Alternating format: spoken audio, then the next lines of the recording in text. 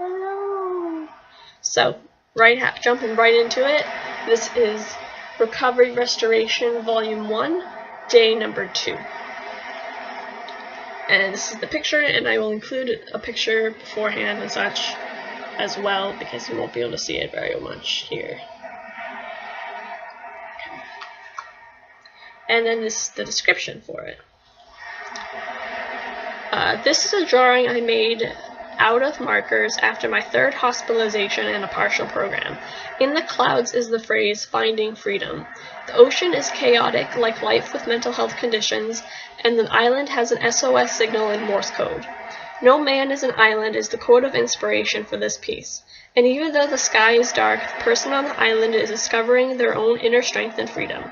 Holding onto this strength creates a powerful lighthouse that sparkles and shines outward from their very soul, just as you, too, will shine again soon.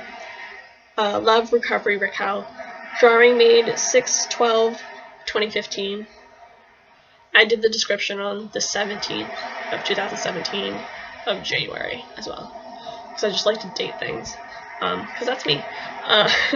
So yeah, that is day number 2. And yeah. Okay, bye.